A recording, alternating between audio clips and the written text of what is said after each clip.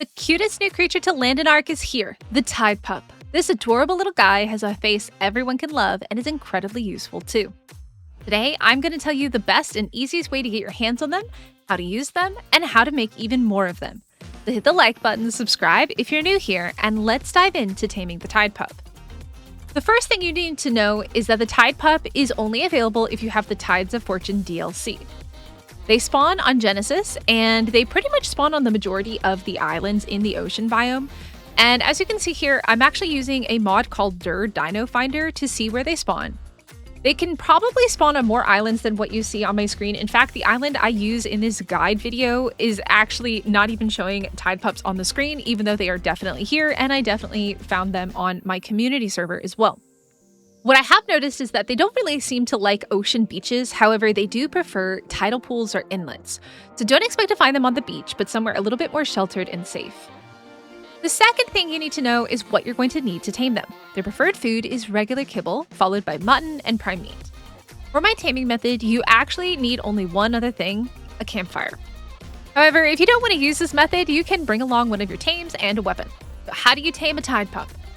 Once you've found one that you want to tame, you're going to set down your campfire and simply jump on it. Once your health is below 10%, you'll approach the Tidepup and it will heal you and do a cute sleeping animation. At that point, you'll want to passively feed it whatever food you've brought with you. Alternatively, you can use a tame to help you by taking its HP down below 10% and bringing it to the Tidepup. After you've fed the Tidepup, it will wake up and you're going to have to repeat this process again. I personally really like the campfire method as it means you can actually tame one super early game in Genesis and you don't need any other creatures to do this. Now that you've got a Tidepup, what does it do? Well, this guy has two forms, the small shoulder pet form and a larger rideable form. Let's start with the small form first. The non-evolved form is pretty basic. It just has a cool ability where you can have it on your shoulder at the same time as any other shoulder pet. Whether it's an otter, a glowtail, or anything else, this guy is great because he doesn't prevent you from having other pets. He can also heal you. By accessing the radial menu, you can see this threshold of healing so that when you reach a certain amount, it's going to heal you. This does have a cooldown though, so be careful when relying on it. This ability is also really important when you go to try to evolve this creature, and we're going to talk a little bit more about that in the next section.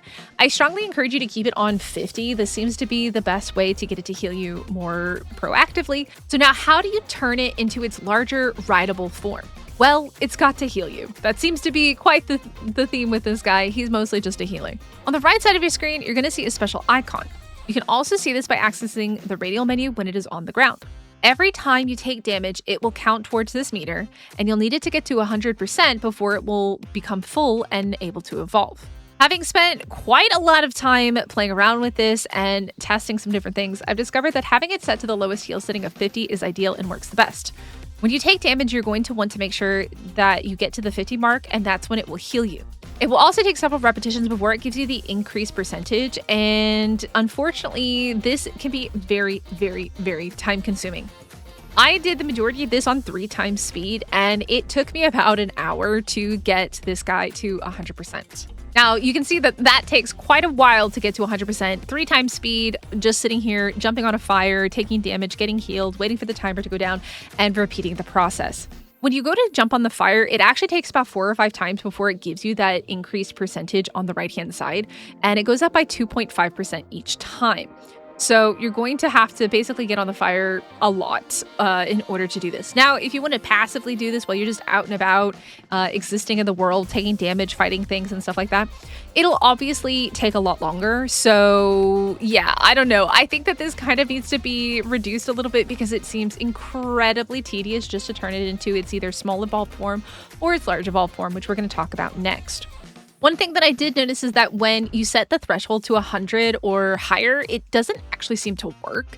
I don't know why this is. I don't know if it's a bug or if I was just doing something weird, but it works for 50, but it didn't work for 100 at all. So I definitely recommend keeping it on 50 to maximize the buffs and keep the percentage going. And once the meter has reached 100%, you're going to see 2 options. You can either evolve it into the neotenic stabilization form or just the metamorphosis form.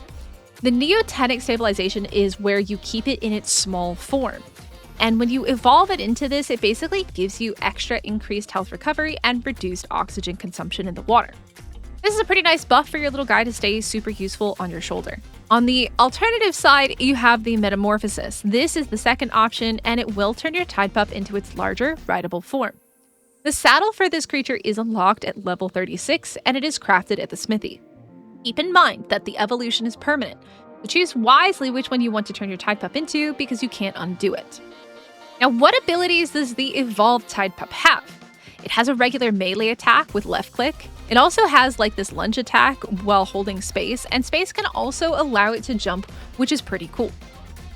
Right click is something called regenerative reversal. I haven't really figured this out. I tried it on a couple different things, don't quite know what it does. So yeah, if you guys know, let me know in the comments. The other one is holding right click, which is an ability called regenerative stasis. This prevents damage reducing below 25% and converts damage taken into a heal over time. C is the healing zone, which is really important because it's similar to a Daedon. Basically, the Tidepup, or the large-sized Tidepup, is a water version of the Daedon, which is really convenient because we didn't really have a water creature that could do what like a Daedon could. They will drain food pretty quickly, similar to the Daedon, and you need to make sure that you keep them fed. This healing zone is actually pretty large, and you can see it here on my screen. I've made it dark so you can really see the circle, which may be a bit harder to see in the daylight. I don't quite know how this compares to the Daedon, but for some reason I feel like this might be a little bit larger than the Daedon's healing circle. I could be wrong though, let me know. Now, X does something called Life Sense. Unfortunately, I haven't quite figured out what this does. It doesn't seem to do anything related to your own tames or wild tames. I've tried harming wild creatures. It doesn't do anything. I've looked at my creatures. I can't figure it out. If you found a way to make it work or you know what it does, do let me know in the comments. I would really appreciate it. Now, when it comes to breeding these guys, they do need to be in water. And what's really interesting about them is it doesn't matter if they are evolved or small evolved or large evolved. It works regardless as long as they are in water. The larger ones do have a much larger breeding radius. Like originally, this female was actually like over here in the middle and it couldn't reach the male. However, obviously she can reach all the way over here. So this is an evolved small female. This is a non-evolved small female. And then this is an evolved big female. And this is a non-evolved male. Yeah, so they can crossbreed. It doesn't matter like what size they are or anything like that, which is really nice. So if you do end up evolving one of yours, don't worry, it can still breed. And this is how you get yourself some Tidepup babies. And that's everything that you need to know about the Tidepup in Ark Survival Ascended. I think these guys are actually really cool, but the evolution process definitely is very time consuming, and I would love to see them make it a little bit better. Let me know in the comments what you think about them and whether you're going to be keeping them small or making them big. Also, make sure to smash the like button and subscribe if you're new here, and hopefully I'll see you in the next one.